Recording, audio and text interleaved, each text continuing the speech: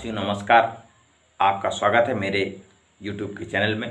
साथियों आज हम उत्तर भारत के अंबेडकर कहे जाने वाले, राजनीति के कबीर कहे जाने वाले आरएसएस संघ के संस्थापक महामना रामस्वरूप वर्मा जी के विषय में बात करेंगे।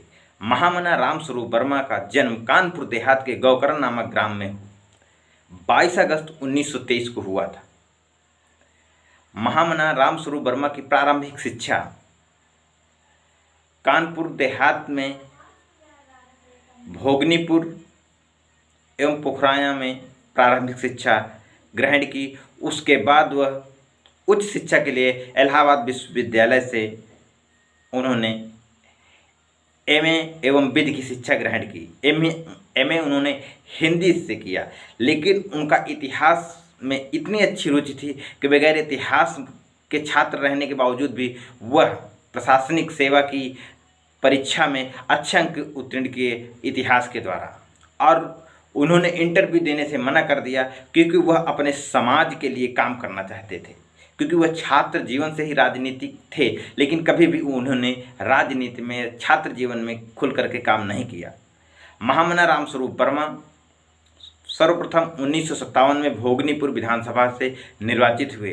भारत के साथ साथ दुनिया के पहले ऐसे राजनेता थे जो उत्तर प्रदेश 1967 के वित्त मंत्री रहते हुए उन्होंने 20 करोड़ का मुनाफा सरकार को दिखाया, जिससे दुनिया की मीडिया उनका इंटरव्यू लेना चाहा। वह महामना रामस्वरूप वर्मा आरएसएस संघ की स्थापना की।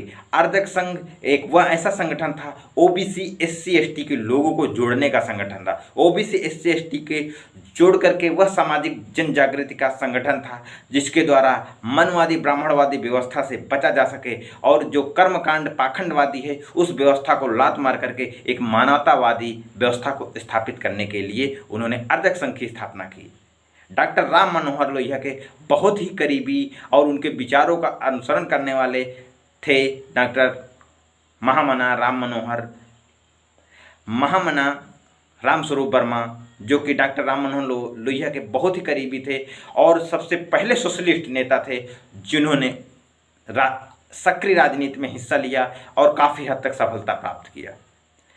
महामना रामस्वरूप वर्मा का जीवन अत्यंत संघर्षशील भी रहा, क्योंकि वह किसान परिवार कुर्मी जाति से आते थे और कुर्मी जाति एक संघर्षशील किसान मजदूर वर्ग है जो ओबीसी वर्ग से आती है। वह ओबीसी वर्ग के लोगों के बारे में, संघर्ष के बारे में जानते थे और भारत की जो सामाजिक व्यवस्था थी, मनवादी ब्राह्मणवादी व्यवस्था थी, उससे भी वह बहुत अच्छी तरह से परिचित थे।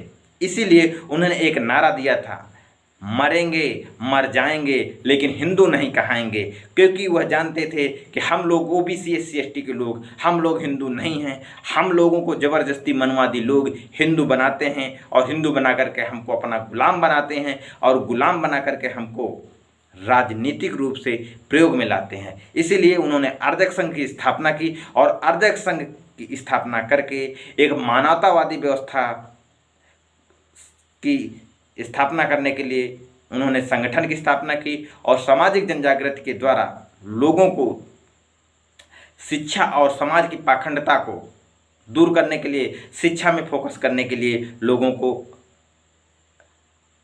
आग्रह किया। रामस्वरूप वर्मा उच्च विचारशील एवं निडर व्यक्ति थे। महामना रामस्वरूप वर्मा ने मार्क्स का भी बहुत अच्छा अध्ययन किया और वह अंबेडकरवादी विचारधारा के भी बहुत अच्छे समर्थक थे, इसीलिए उनको उत्तर भारत का अंबेडकर भी कहा जाता है।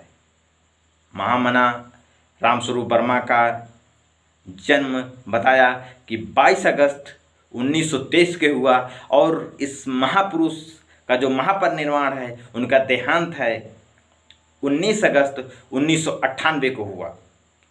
तो आज के मेरे इस एपिसोड में महामना रामस्वरूप वर्मा के यादों में, उनके परिनिर्वाण दिवस में नमन करते हुए मैं आप लोगों से यह आग्रह करूंगा कि महामना रामस्वरूप वर्मा के साहित्य को पढ़ा जाए, उनके इतिहास को पढ़ा जाए, क्योंकि वह यह बात कहते थे, जिस समाज का इतिहास नहीं होता है वह समाज कभी शासक नहीं बन सकता है।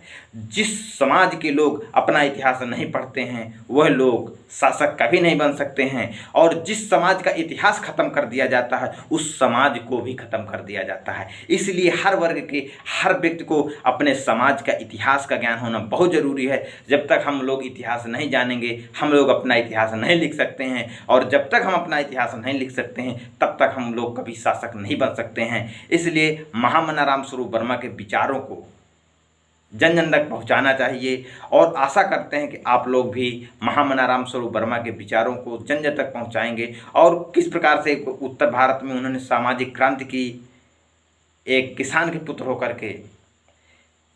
तो आज के इस एपिसोड में बस इतना ही। आपसे आग्रह करता हूं कि रामस्वरूप वर्मा को जो लोग जानते हैं उनके साहित्य को अधिक से अधिक पढ़ा जाए, और जो लोग नहीं जानते हैं रामस्वरूप वर्मा के बारे में पढ़ें और समाज के लोगों को जागृत करें, क्योंकि उन्होंने एक मानवतावादी संगठन की स्थापना की और मानवतावादी विचारधारा की स्थापना की।